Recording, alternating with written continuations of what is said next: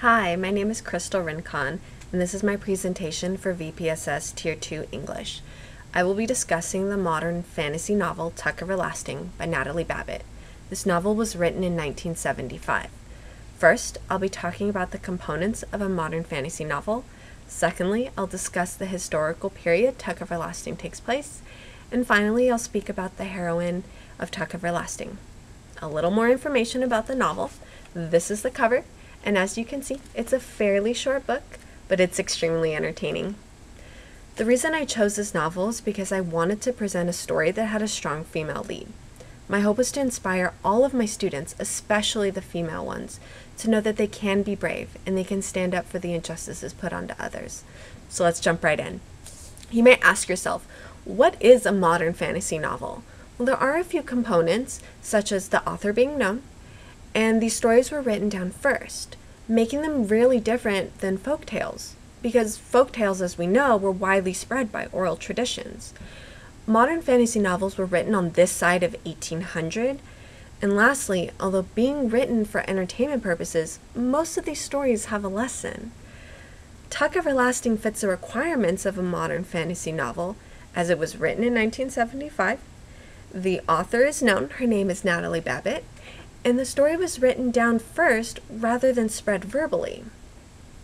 So, while why this story was written for entertainment purposes, there are a couple of really important lessons that the reader could pull out throughout the story.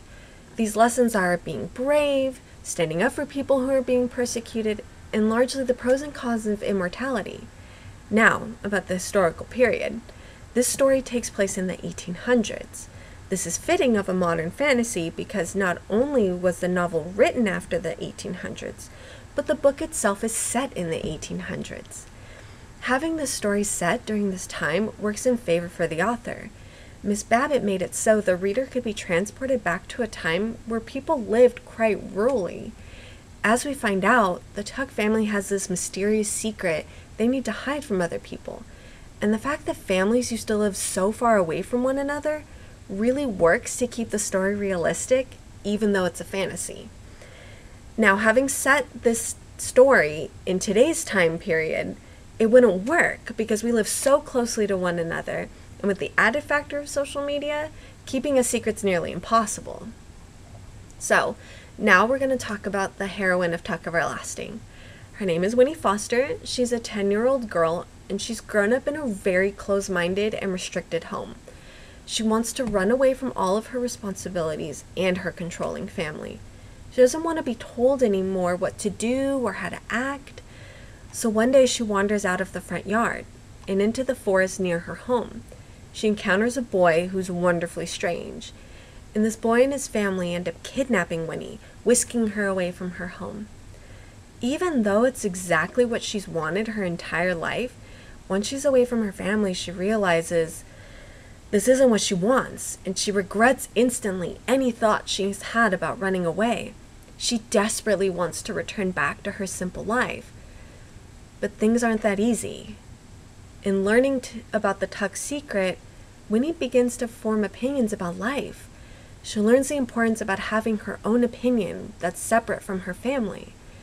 In the climax of the story, Winnie's faced with a situation that requires her to be brave and sacrifice herself for a friend's life, or return to the safe life she always knew. As the heroine in the story, Winnie makes up her choice to sacrifice herself. She's made up her mind, and she can't return to the simple life, so she takes the risk and it pays off. In conclusion, in my presentation, I covered all three of my points.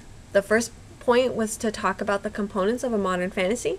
The second was to talk about the historical period that Tuck Everlasting takes place. And lastly was to talk about the heroine, who's Winnie Foster. A personal note, this is actually one of my favorite novels, and it was given to me by my fourth grade teacher when I told her that I hated books. Ironically, this is the story that changed my mind entirely about reading.